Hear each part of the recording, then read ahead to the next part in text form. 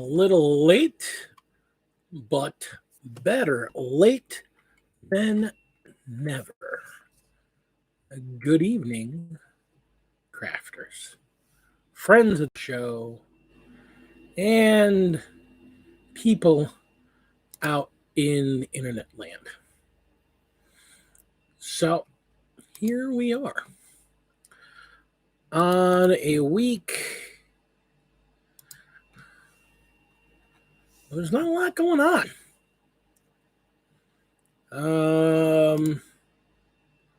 Really not. Just throwing out some shouts to my people to let them know we're up. Well, I mean, yeah, we're going to talk about the Black Templar rule set. But the problem is I haven't, I got the box, but I haven't really gone through the rules yet so much. So, kind of hard to know where we're at.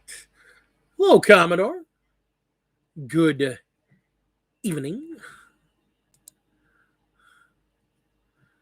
Let me quick throw some stuff out there.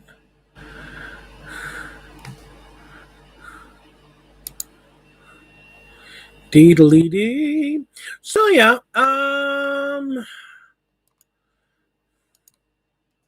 mean, there's definitely some stuff going on from this past week. I mean, Black Templars are definitely a thing. I've gone over the rule book a little bit.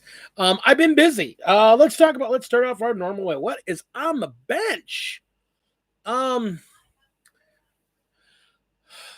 My normal guy is prepping for a tournament. So I have been furiously building stuff for his army. He's taking care of painting on those. But been furiously building things for his Gray Knights. Furiously building everything for his Gray Knights. And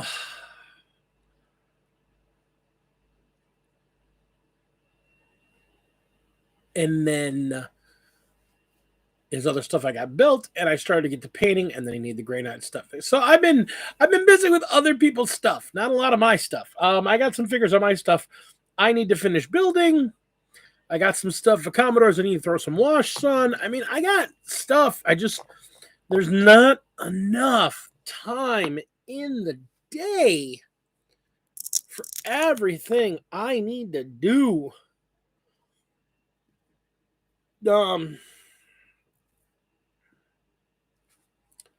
It's just the reality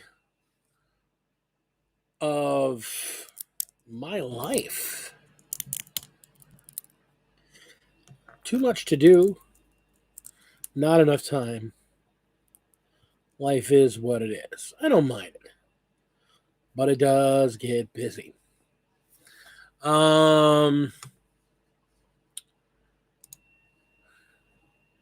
So let's see. Black Templars, they have a new rule book. I was going over the Codex some. The fact that they can have 20-man blobs of initiates or noviates or whatever the heck they call them, they're noobs. They can have 20-man blobs of noobs. That's not new. The fact that their noobs are now Primaris, and they put their Primaris through the same process as they do their firstborns. I mean, it's cool. Equal opportunity assholes. I'm actually kind of liking their lore a lot. I really am. I wasn't crazy about their lore at first. I didn't know a lot about them, but they just seemed kind of but I kind of dig them. I kind of dig their lore a bit. I really dig their play style. with the advent of Grey Knights and Thousand Suns coming into the competitive meta, playing around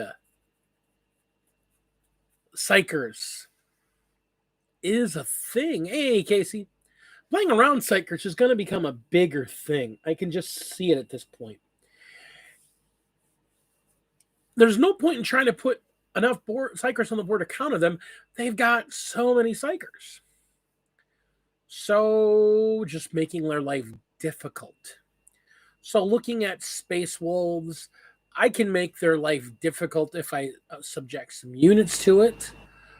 With the Black Templars, they have a nice little ability that they can shift from one fight to the next. So you can even do this in a tournament where you can look at the list and then decide which of their O's you can take, which is kind of neat. Again, it allows you some flexibility. So if you're playing against an army that's got not a lot of Psychers but has a lot of Meltas and heavy damage weapons, you can take an oath that gives your entire army a 5-up invulse save. If you're playing against a Psyker army, there's one that can make your units able to counter psychic abilities and have bonuses, or they have some ability. I think they have a bonus to wound or something, but they have some anti-psyker stuff. Each of these things has a minus. In the case of the armor one, they don't get any cover saves. In the case of the Psyker one, if they're within 18 inches of the Psyker, they can't take a action. So they're interesting. I still have a ways to go in them. I'm not saying they're becoming my main army. They're not. I mean, my wolves are my wolves. But they'll definitely fit really nicely into my coat of many colors Marines. My we're whatever Marines I want to play today, Marines. I have to say the rule book and the art of that rule book is gorgeous. I mean, if anybody's been watching my channel for a while and you've seen my painting of my figures, you already know that John Blanche is my guy. I mean, I just love his style. So that book is just like that book is like a to him. I mean, he drew that picture and then they figured out the lore to go with it after he drew that picture. So, I mean, that says a lot. I love John Blanche's artwork, and his style is just gorgeous. And the fact that the book has the cover from the 3rd edition box set, which was Black Templars versus Dark Eldar. It's got it right on the cover. And when you get the box open, you get the full art. It's a huge piece. I got one in perfect condition. I'm going to be framing it. I like it that much. It's going to go up. I ain't got to even talk about the box. I mean, let's just talk about the box. Understated, but damn effective. Now, I have to say, one of the complaints I have heard, about the Black Templars, I'm not going to have to deal with because I'm not using their chapter symbolry. I'm using my own symbolry. Hello, Brother Al. Hello, Ryan. One of the biggest complaints that you hear about with the Black Templars is because of the fact they use that Maltese cross, that black and white Maltese cross. And they're so psychotic and so militant. They get used by a lot of chuds as a default chapter. And I'm not going to get into the whole political thing. I promise you tonight there will not be any talk of politics on this. I just want to touch on this because there's a lot of, I've seen it explode on Reddit. There's a lot of talk about how the Black Templars are basically fascism On a whole, they're basically space Nazis. I hate to tell you, kids, the Imperium on a whole are basically space Nazis. There are no good guys in the grim dark future of 40K. There are some guys. Now I can't even say there's some guys that are better than others because I mean, the closest you get are the Tau, and when you get into it, because they couldn't leave them as the lovely, innocent, oh, we just everyone want to be good space commie Tau. They put dark things and dark motivations behind them, so even they've got some dark creepiness to them. So there are no good guys in the grim dark future of 40K. Liking the Black Templars does not make you a Nazi. And for people that immediately equate that, hate to tell you guys,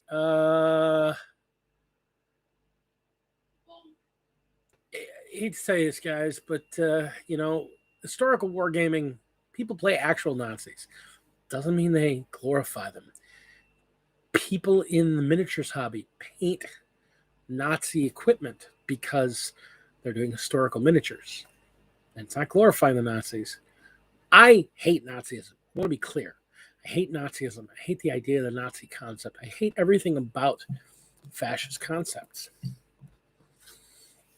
But these are miniatures, and toys, and a game. It's not a political statement. That's all I need to say. I'm going to move on from there.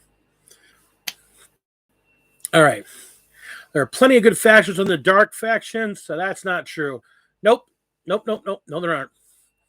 There are no good boys. There are some that are maybe less bad than others, but there are no good guys. And you can even point out your wonderful salamanders. They're still Marines. You can point out the wolves. They're still Marines.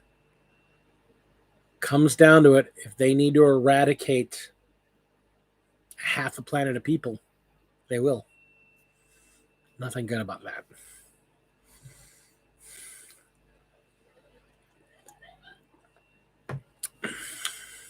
Marines are still Marines. They can have individual good people, but as an organization, their existence, their basic existence says something. Yeah, Farsight is pretty much the closest because he's rejected. I mean, honestly, that's actually probably the closest statement. Farsight's the closest. Yeah, I mean, the salamanders scorched an entire planet. We got to stop the orcs. Burn the planet to the crust. I mean, yeah, we stopped the orcs. A bunch of people died, though. Oh, well. That's the price of war. Again, not going to debate it because it's the grimdark future. It's kind of comical, and it's actually kind of a black humor, dark humor, British dark humor. So in some ways it's satire. You know? It's when people start trying to put ideology into the game that it becomes a problem. I bring this up because once I am done with the couple projects I have right now for 40K, I'm going to be doing a historical army. I've got an invitation to join a historical wargaming group, and I have to build my historical army. And my historical army, because it's the pieces I have, I'm going to be building a... it's a small army. I don't have to build a lot to it, but I already have it. You can blame Commodore for buying it for me. But I already have a German mortar company, and I need a couple more Tigers, and the army's done. It's literally, I don't have to buy anything more. It's done.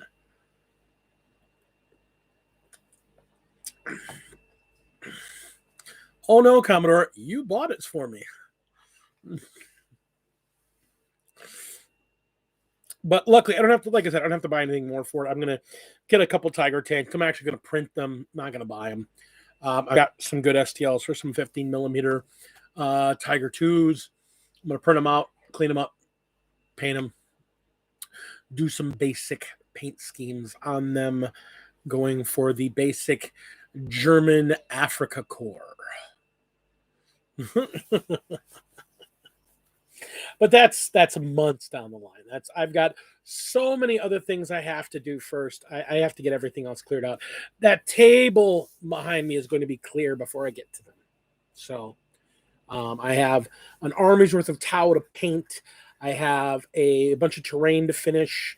I have a sister's already complete painting for. So they're not for a ways down the line. But I want to expand because actually historical wargaming, I got the bug. It's something that happens. Apparently, when you get in your 40s, your early 50s, it's like, oh, historical wargaming. It's never appealed to me before. It's suddenly appealing to me. I don't know. That is enough. You won't stop threatening my wife. I'm the only one allowed to threaten my wife. So what else has happened this week? Well,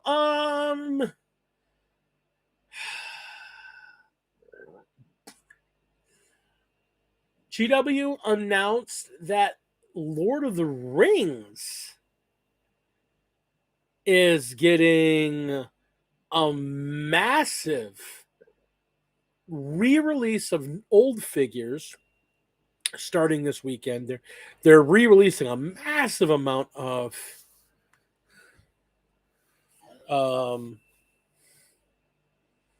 they're releasing a massive bundle of old figures, and they're hey Space Marine, how you doing? And they are releasing a new Witch King model. Well, you'll be able to build him either on the ground or mounted with his crown or just with his hood. But the big thing is that they're releasing a whole bunch of old figures that they're re-releasing, like something like 15 or 20 different model kits are being re-released. And the big reason they're doing this, they are releasing a new terrain kit that they're doing for Lord of the Rings, and it's apparently one of the ruins in Mordor. Unfortunately, I wish I could talk more about Lord of the Rings because I know the fan base of Lord of the Rings is really, really into it. I enjoyed the movies. I enjoy the movies and all that, and I read the books as a kid. It's never appealed to me, as a war game, especially. But apparently, this new terrain kit is going to be it's going to be a kind of a big terrain kit, and it's modular. So you'll be able to buy like multiples of it and put together big not dungeons, but ruined castles. If I remember what they were talking about, if there's the scene in the Rings where the goblins had Sam and Frodo captured, and there was that huge ruined castle that the goblins were keeping them in. It's that place that they're doing modular kits of. Orcs, goblins. No, they had goblins and orcs there because goblins and orcs go together.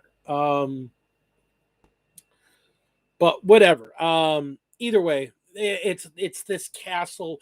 There's dark statues and lots of ruined castle. It's actually a really okay, whatever. I don't care. I'm not that into it.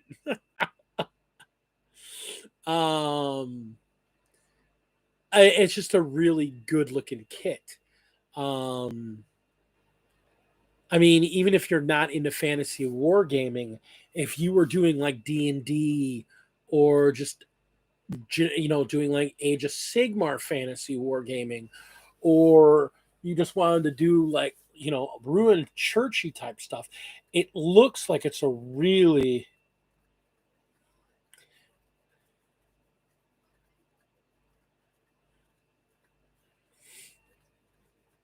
well. Anyhow, whatever. I forget the name of the ruins, but it's a specific set of ruins that it's supposed to be the kit of. I've seen the kit. The kit looks great. The kit looks amazing. And again, it's modular. And I think if I was more into that, I'd actually want to get a copy or two of it. But again, I make my own stuff too. So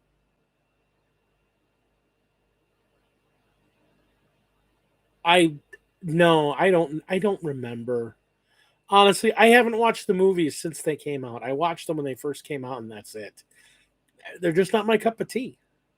I'm a sci-fi guy. uh,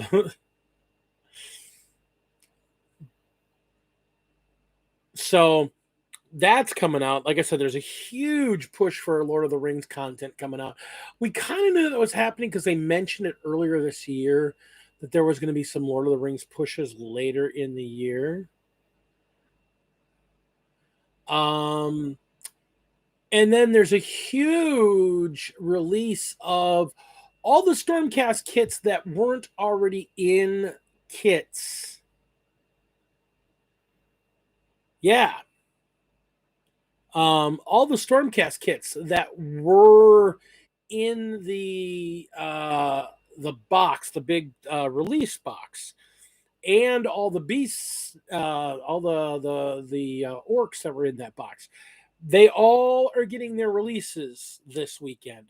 So there's going to be a ton of new orcs and stormcast units coming out. I have enough stormcast. I don't need any more, and I don't like the swampy orcs. I just don't like them. I think they'd be great for if you're running Lord of the Rings. I think they'd be or D&D. I think they'd be great to that.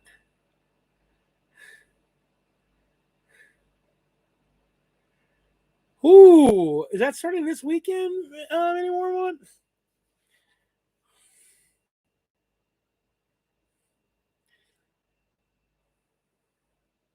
Because I mean, I don't know Commodore. I don't know about the kits. I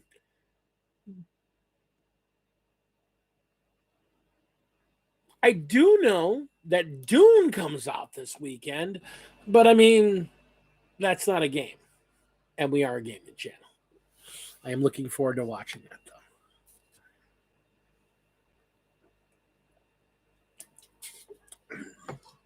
though.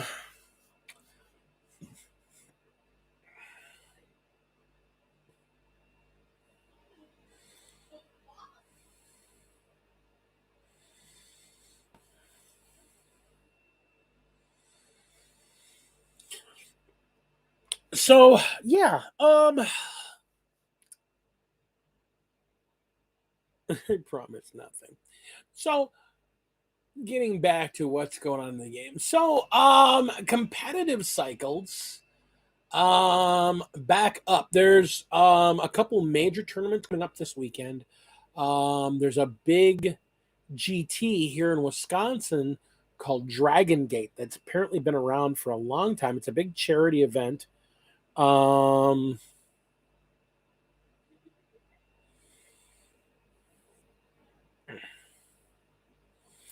Lost Boys. Why would you ruin it? It was perfect movie.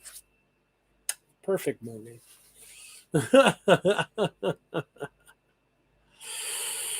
um, perfect movie. It doesn't needs to be left alone.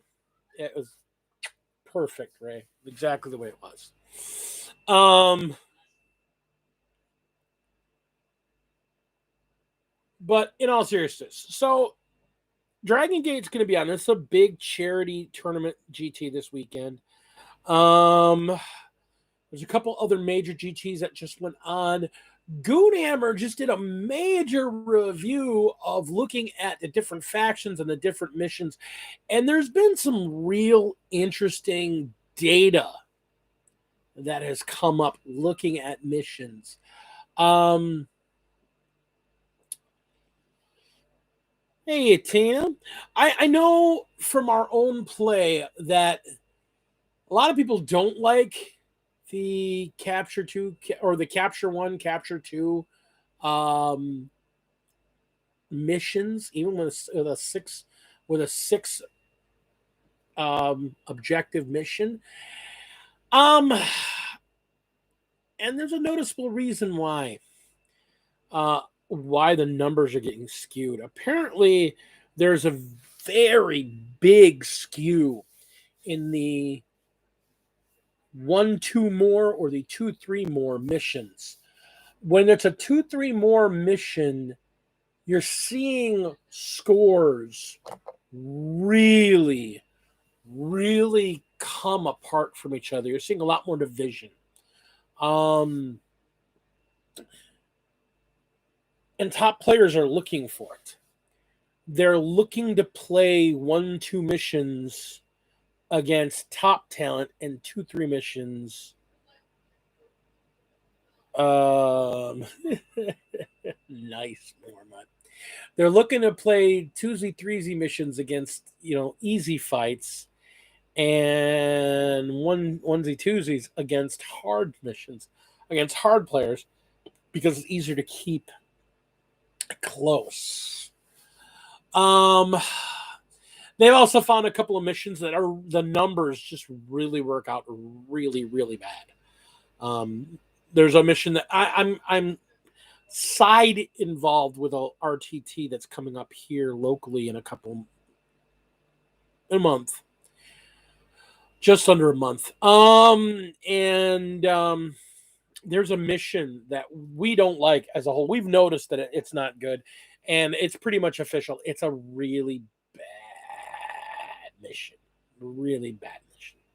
So that's the mission we're taking out. I can't remember the name of the mission. Ryan will remember the name of the mission that I'm talking about, the one that we're taking out, because it's just so bad.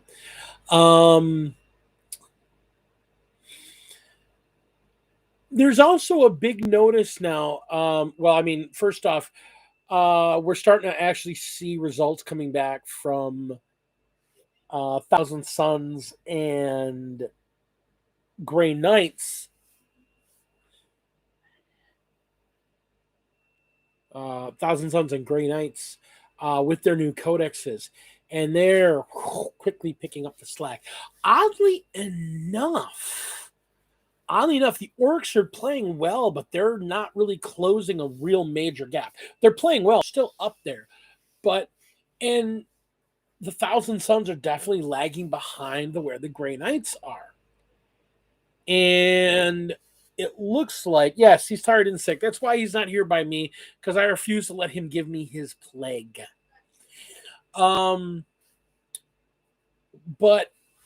one of the things that they're noticing is that when they ran the numbers, is it comes down to one of the reasons Drukhari are doing so well is one of their secondaries is very easy to get that full 15 on.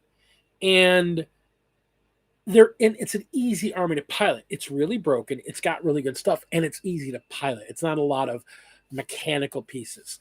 Looking at the technical end of things, it looks like the Mechanicum may be actually a better army and a better rounded army and have better tools and toys than, say, the Drukhari do.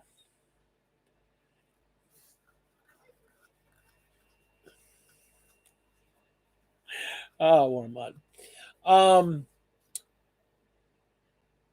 They've got more tools, but they're harder to pilot, which is kind of difference between why you're seeing Drukhari are finishing better numbers wise, but the mech, even after their nerfing, they stayed up. Higher quality players playing it. They're not. You can't just walk in and run the thing like you can with a Drukhari list.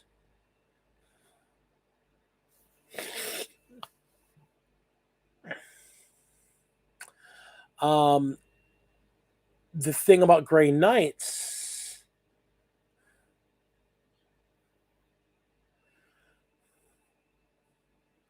really? Are we having this conversation? No, you're right. Generation X is known as the slacker generation. Meanwhile, the Zoomers are known as the cringe generation. So we can move on. You're embarrassing yourself by existing, Graceland. Just existing, you embarrass yourself and everyone around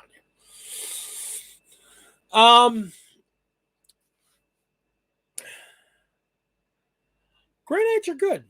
They've got a secondary that is unique to them that is super easy to score, and it racks up points very quickly.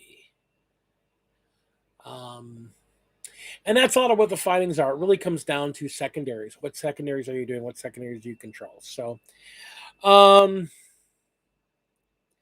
I found it a very interesting read. I really did. I found it a very interesting read. If you're at all even remotely interested in the competitive scene, I'd suggest you go out to Goonhammer and look up their meta watch for October. Um,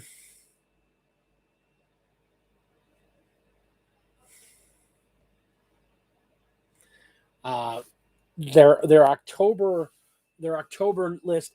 It's a lot of numbers and a lot of charts. It took a lot of dissecting to understand a lot of what some of those charts even meant for a bit. But luckily, did some really good breakdowns. And when it came down, like I said, it's a good article. If you're interested in the competitive scene, and not just the competitive scene so much as just upping your own game and seeing what objectives on a whole, what secondary objectives you really should be going after, what are going to be the best for your army. You're playing X army, what objectives do I want? There's some that are just good overall, and there's a couple that are good depending on the army you're playing. For some armies, you take the same three every time. It doesn't matter.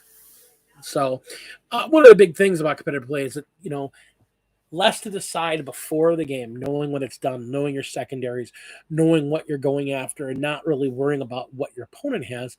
It's a big benefit. So, a lot of theory crafting in there. I dig that. That's me. And that's the stuff you talk about. All right. So we talked about miniatures coming out. We talked about what's on the bench. We talked about the eternal war between millennials and Gen X. Oh, I'm sorry, not millennials, Zoomers.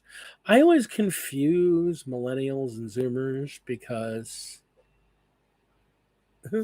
yeah, it's like I've been sitting. You guys have been having a whole conversation. Nobody cares about the guy hosting this show. um. So what else is going on? Well, like I said, we talked about what's going on.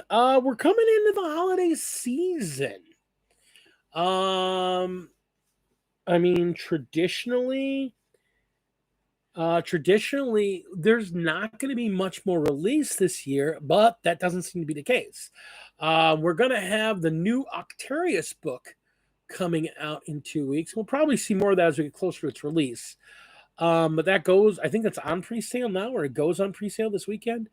I think it's on pre-sale right now. We won't see it for another 2 weeks. It's basically a stopgap codex insert for the Imperial Guard and the Tyranids, who are the main two combatants on Octarius, which is why everybody was assuming that the two codexes coming in at the end of the year were going to be Imperial Guard and Tyranid. They're not, but apparently there's a whole huge, basically they're going to have their Crusade stuff in there. They're going to have a bunch of their chapter stuff in there. They're going to have a bunch of stuff in there. They've released a little bit, and in preparation, I know a lot of people that want to play Guard. For whatever reason, they saw something about they saw some stratagem. They didn't even see the stratagem. They saw that Cadians can do something special to their conscripts. And so people are out there just buying up Guard to build these huge blobs of conscripts.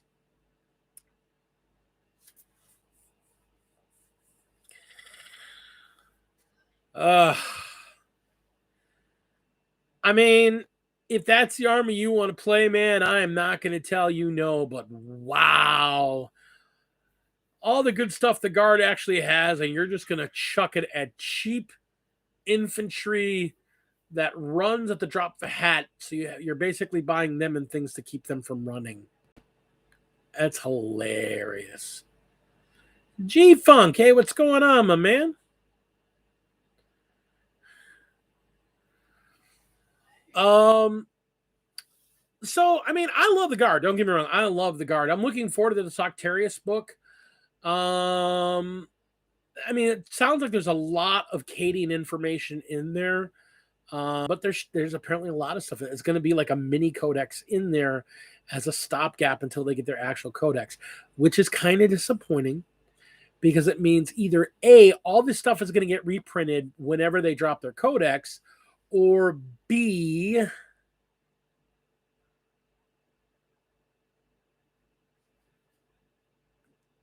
you're going to need 2 books to play the army, much like the Mechanicum is. That's the biggest complaint about the Mechanicum right now, is that the Mechanicum book is great, but you have to have the Book of Rust, book 2, I think it is, because it's got all these new specialty things in there for them. It's like that came out like weeks after, just a couple weeks after the Mechanicum book came out, but now you need 2 books to run your Mechanicum.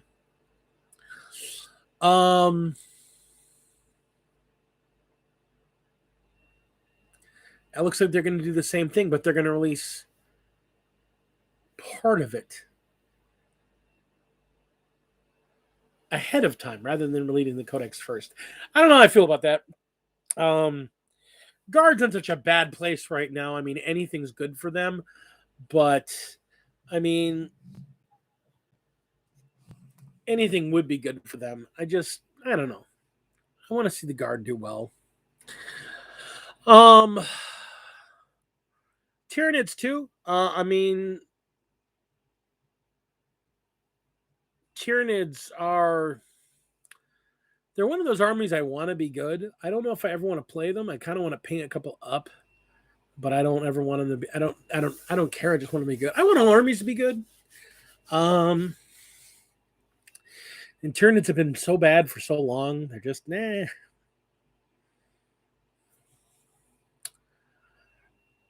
I don't know how I feel about these campaign books.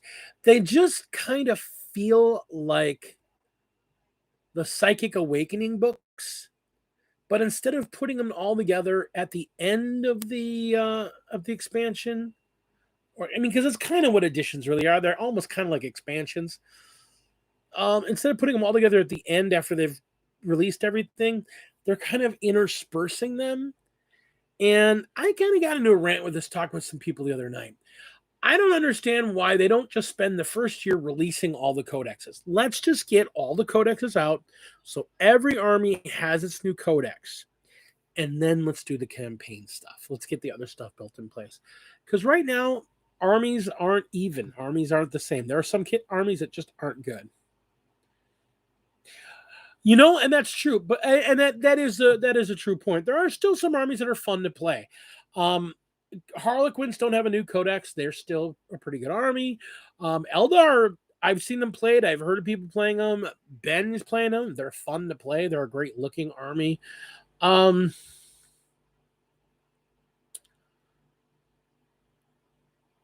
just don't understand it. And it's not a bad that an army's good or an army's bad, but there are some armies, for example, poor Ryan and his Tau.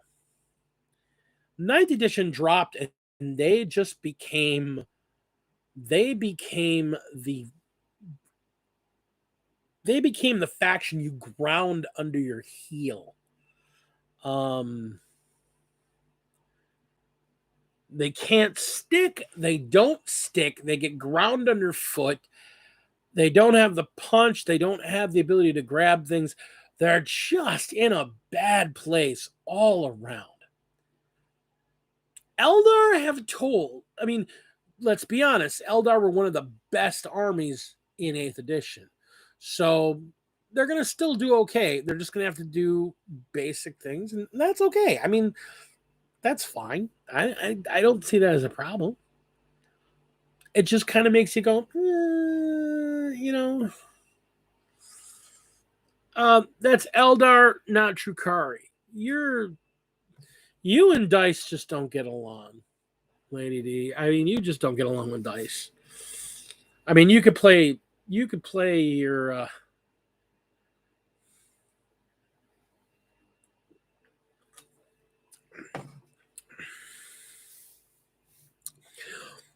and that's a good question. Is war really balanced? No, war isn't balanced. But that's the difference. We had a huge conversation about this in one of the chats I'm in, where we were talking about balance and how do you get balance and where do you, and yeah, a war about that. And that's exactly the point. A game about war should be balanced. I mean, let's be honest. If you've played a lot of games about war, especially about historical wars, they're really not balanced. Or if they are, then they're seen as not realistic. I think the best example is Axis and Allies. Realistically, with the basic startup, if you go by the basic rules and the basic startup, the Axis cannot hang in there with the Allies. Once the Americans get a chain of equipment over to whichever theater they're deciding to pound down, there's nothing they can do about it. The Americans are going to win that game. So, like, when I've seen actual competitive Axis and Allies played,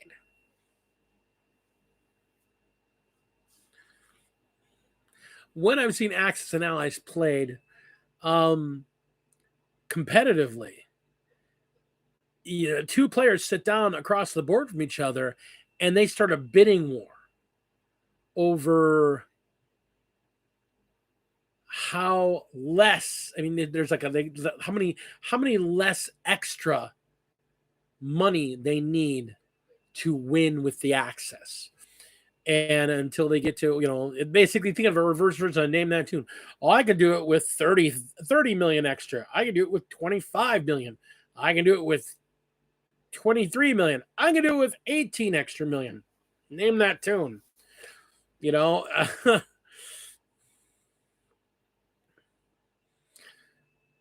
Unless you're playing Napoleonics.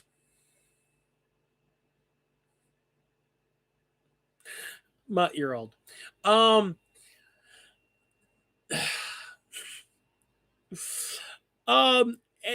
that's the thing. We were talking about how do you work out balance? How do you work out balance? You flip to the opposite side. The most balanced war game made is the game that has no chance involved, no differences. The two armies are identical. It is identical rules, identical armies, identical list, if you want to call it that, and all the rules are identical. So it then comes down to a complete game of skill based on how well you play. And that's, of course, the classic chess. Because chess is, at its heart, a war game. But the reason chess is balanced is because there is no variation. There's absolutely no deviation. It's entirely my army and your army are exactly the same. And it's a matter of how I play and outthink you. The flip side is you go to a game like Warhammer 40K, where you can build two armies with the exact same points, and the skill still is a huge, huge part of the game, which is why you've had Tau players come in a top 8 at a major GT, or the Tau list that won London earlier this spring, or the fact that Mechanicus doesn't win every single game, or the Drukhari don't win every single game. It's exactly that. You've got good die rolling. You've got better planning, so there is skill involved. a tighter list? Who created a tighter list to do what you're designing it to do better? And then we're just talking about all the different factors that you have to think about with balance. And in the end, let's be real. Let's be absolutely real. It is impossible to have complete balance in a war game once it's in the world. There is no perfect world war game. Every single war game has flaws as long as there is some type of variable in it that can be exploited. And I think the best, and you're right, exactly that, Al. And that does reflect the truth. War is never balanced. An interesting point. I think one of the best examples I saw. I've been looking at, like I said, I'm talking about building a historical army. I'm looking at playing Flames of War. Cheap game, easy to get into, lots of fun. World War II, they've got actually variations that go through Korea, Vietnam, and up to modern warfare called Team Yankee. So you can get from anywhere from World War II. They've even now got a World War I variant where you can get land dreadnoughts. Yeah, because I can print everything. That's the beauty about it, Shan. I can print all of it because it's all historical. They're all real vehicles. You can't copyright those.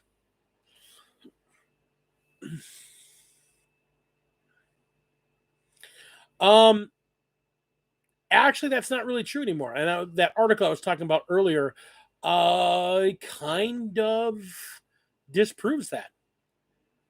Going first is not the decider. It's actually how well or how poorly you deploy is where the decision is made. But the difference between first and second is like a 2% difference. It's really not a major difference. It was until people started understanding the rules better. Now they've understood the rules, it's kind of moved up to a very small margin. But I was saying, World War II, you think about World War II, you've got your major players. You've got, the United States, you've got England, you've got the Italians, you got the Germans, you got French, you got the Russians, you got these different armies.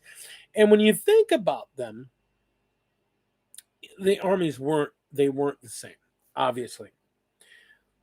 But in a war game, you have to kind of apply points so that if two armies are built on the same number of points, the armies are an equivalent force.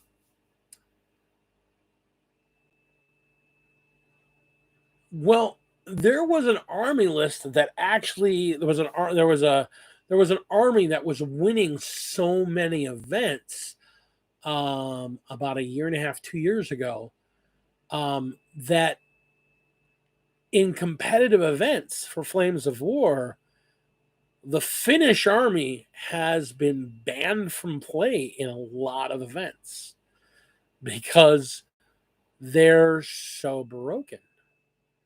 For the same amount of points, you get snipers that are ungodly. And yeah, that's true. The Finnish snipers in World War II are famous for the crazy stuff they did to the Germans. It's just insane what the losses they inflicted upon the Germans. But you're not going to win a battle with them. They were never going to win a battle. They basically caused losses. You're right. I'm sorry. You're absolutely right. They did it to the Russians. You're absolutely right. I don't know why I said Germans. To the Russians. They did these incredibly horrible things to the Russians. And it was just unbelievable the losses they inflicted upon, in the Winter War. And the army for the Finnish that you can put together, reflects that, because you can have like entire units of snipers and they just do god awful amounts of things to figures on the ground, and they just break other armies, and they break them badly. And in a game context, that's that's not really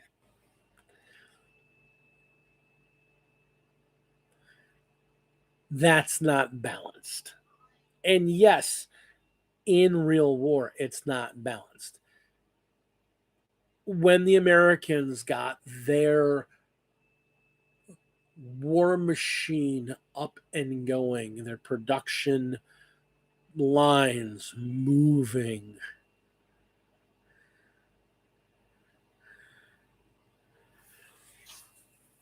well, and that's exactly it. Right. There weren't that many. There was just, well, there was a number. But I mean, they were a guerrilla army. And so having it'd be kind of like the whole idea of being able to have a 2,000 point army in Warhammer, and you're playing against whatever, but I've got 2,000 points of snipers. I've got 2,000 points of the assassin snipers, but they're the same cost as your infantry. It's ridiculous. It was really ridiculous. So, and again, that's the whole thing when you have, an army, you're trying to reproduce it in a gaming situation. Um, when the Americans got their production machine in play, they were going to win that war. That was it. That was, once they were in and rolling, it was done. There was no way they weren't going to win that war. They had the resources and the production and the manpower to roll over anybody at that point. So it was a matter of how long until your opponents gave up. It's interesting. How do you reflect that in a war game that's fun for both players? So the idea of you're playing an army that's going to lose. Now, again, when you're playing in competitive play, and that's again another thing, because Ray and I have talked about, and you see it in a couple other channels where it's an imbalanced fight, but the win conditions for the lesser army aren't the same as the win conditions for the big army or the monstrous army. It's my win condition is to get X number of my figures off the board, and the more of them I get off the board, the more points I. And you want to kill as many of my figures as you can, and that limits how many points I earn. And so there's a scenario like that. There's another scenario we've talked about. It's narrative play, and narrative play can be fun. Narrative play can be cool, but narrative play is very subjective. And that's what we're talking. And that's what we're talking. Competitive play and narrative play are two very different things. And that is, again, something that's very hard to balance in a game. Again, the big difference between, say, a war game and a board game. A board game has far more set rules. You don't have as many factions. You might have a couple characters, like Zombicide, where you have a couple characters that have different abilities. But a lot of the abilities just show up in different orders, or they might show up at different points in the character, or they're pieces of equipment that different characters can get that emulate other abilities. But that's your variations in your characters. You still got to complete the basic mission. And a lot of things stay static. A war game does not, because even if you're playing a similar army, 2,000 points of Ultramarines versus 2,000 points of White Scars, you're going to have two very different armies, even though they're both Space Marines. 2,000 points of Eldar-backed Harlequins are going to be very different than 2,000 points of, say, Ynnari specific Eldar. So again, the balance you get between a narrative type mission and a competitive mission, a narrative army and a competitive army. And that's probably the hardest thing in 40K. And yes, it would be good if they just released all their books at once. And so we're not waiting until who gets the bump now? What codex creep do we see now? And just boom, it's all there, and then they can fix from that point.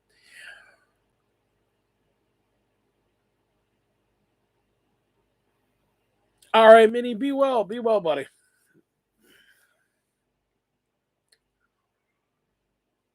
I guess that's more of a muse than anything else. A desire to see balance play. Um, I used to play another game called Mage Knight. And balance wasn't as bad there. But again, it comes down to having less options, having less abilities, having less to choose between. So I think the more options you have, the harder it is to keep everything under a single blanket. Now, that being said, I still think 40K is still a really great game at what it does. And I think Age of Sigmar is a really great game at what it does. And I think as they do more specialty games and they learn more from them, we'll see some of those things show up in other variations of the game. I think a perfect example of that is what they learned in Warcry, they applied to the new version of Kill Team. And I think as we see more Kill Teams drop, we're going to see balance really kind of work its way out there. I'm hoping.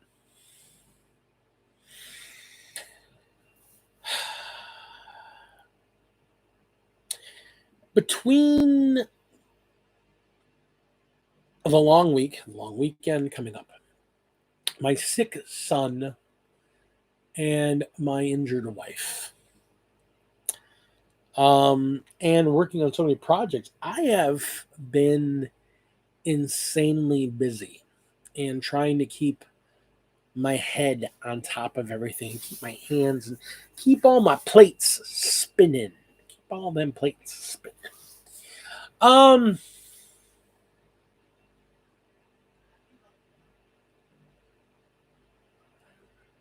So I think for tonight, for this week, the Game Craft Dragon, I think we're going to kind of wrap things here. Um,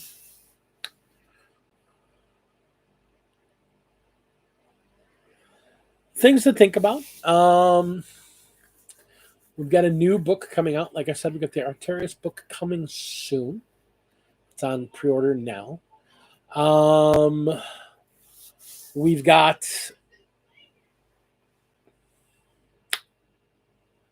at least 2 more factions coming out this year. And supposedly we're going to get some 30K stuff coming out this year.